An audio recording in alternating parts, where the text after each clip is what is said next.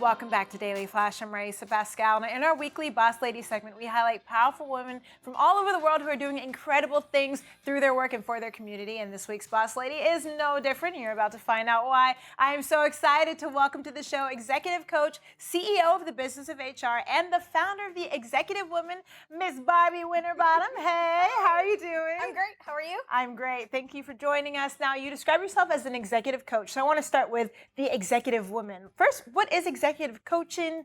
Why do we need that? And tell me about this. So executive coaching, or any kind of coaching really, is helping the individual discover talents, bring forward their gifts and their skills that perhaps sometimes they don't even recognize, or they have put aside because they've been focused on doing X, Y, and Z.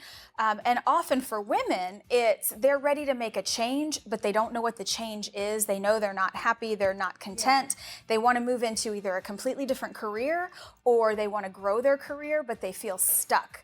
And just like the most stellar athletes around the world have coaches, because someone else can see in you things that you may not be able to see in yourself, and to push you harder than you might be able to push yourself. So it's really to help break those frameworks and push people into their next level. And you mentioned about being stuck. What are some of those challenges that executive women are facing today in the workplace?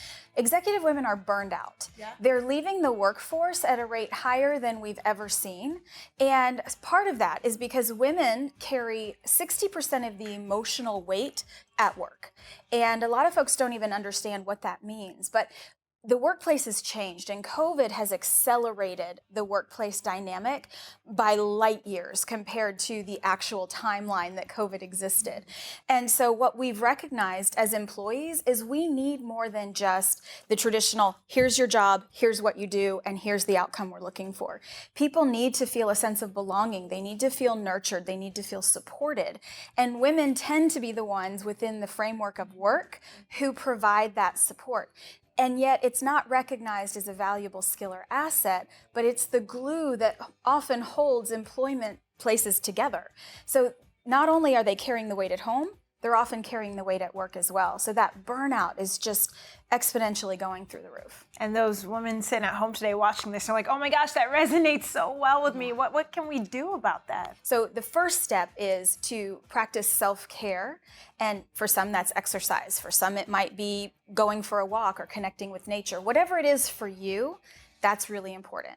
I think also setting boundaries is a huge gap in the workplace for women. We feel guilty by saying no or not accepting a meeting. We are conditioned to believe that if we say no to something, or that we put a boundary in place because we won't be treated with disrespect or diminished, that we're being difficult.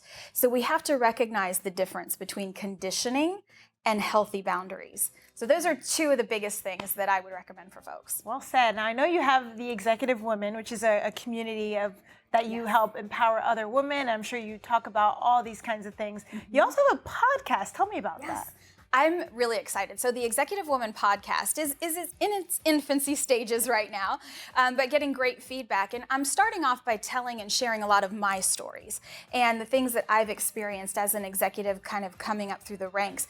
And last year, I had a YouTube-based video show where I was interviewing executive women traditionally throughout the year.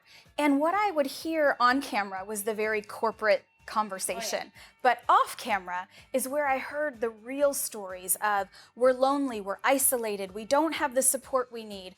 The support we are given is about who we are and our job title, but not who we are as a holistic person in the world who needs more than just development so I can be the chief whatever I am. You have so much helpful information. Where can our viewers go to learn more about you? So you can go to my website, barbiewinterbottom.com. I'm also all over LinkedIn, so a lot of folks follow me there, and I'm going into some other channels, but those would be the two places. Excellent.